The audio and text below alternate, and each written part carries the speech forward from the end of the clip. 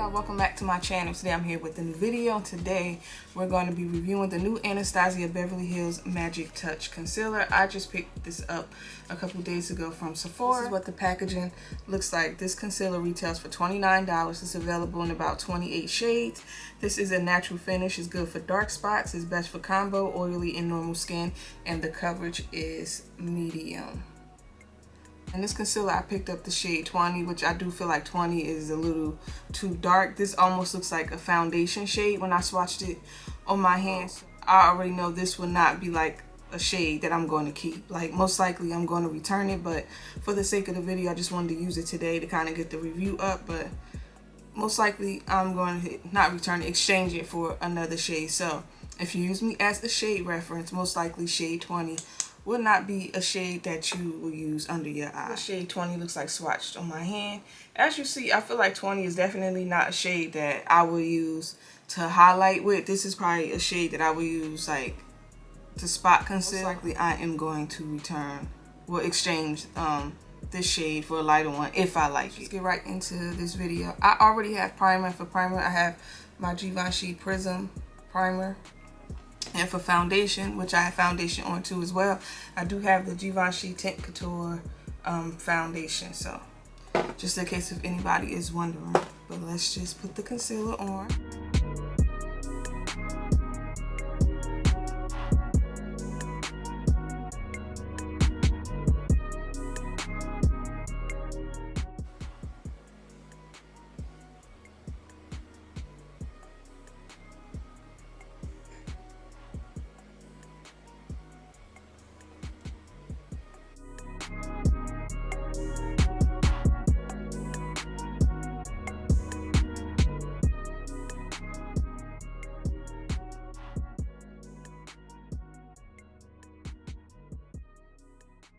Okay, so this is what both eyes look like with the concealer blended out. I do like the coverage of how it blended out. Like, it's easy to work with. I don't like the shade, but so far so good. It hasn't creased on me yet, but right now I'm gonna go in with some powder, and today for powder I'm using the Huda Beauty setting powder.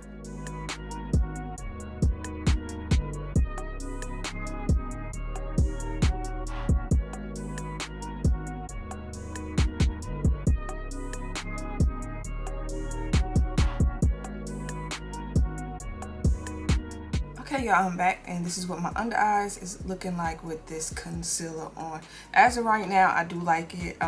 Before I got back on camera, I kind of sat around for about maybe 10-15 minutes just to see if I was going to have any creasing, and so far so good. It has not creased on me yet, which is a good thing. I know when I was reading the description of this concealer, it mentioned that this is a medium coverage concealer. I feel like, no, this is definitely full. You feel the need of trying to build this up, because I feel like this has pretty nice coverage with just the little amount of concealer that I did use. And also, this is easy to work with, not one of those concealers that dry down quickly and you have to move fast. So far, so today I have a 12-hour work day, so we're going to really see if this holds up today, all day for 12 hours in the heat. And I think I mentioned a couple times already, I don't like shade 12. I mean, it doesn't look bad right now, but anyway, I'll see y'all in a couple hours. I'm back after having this concealer on for exactly 13.5 hours. I was not expecting to do a long wear test today, but I got stuck at work, so here we are.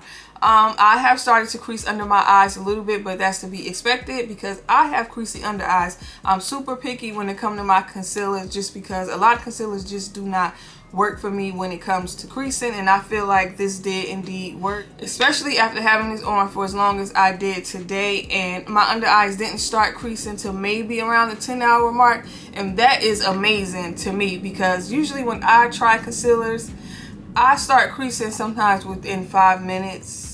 About 5 minutes. Like, concealers hardly ever. That's why I stick to maybe 4 or 5 that I know for a fact that absolutely works, and this has now been added to the list. The shade 20 is not an ideal shade for me to use under my under eyes to conceal with, but if I want to do some color correcting, then yeah, I probably will use this shade.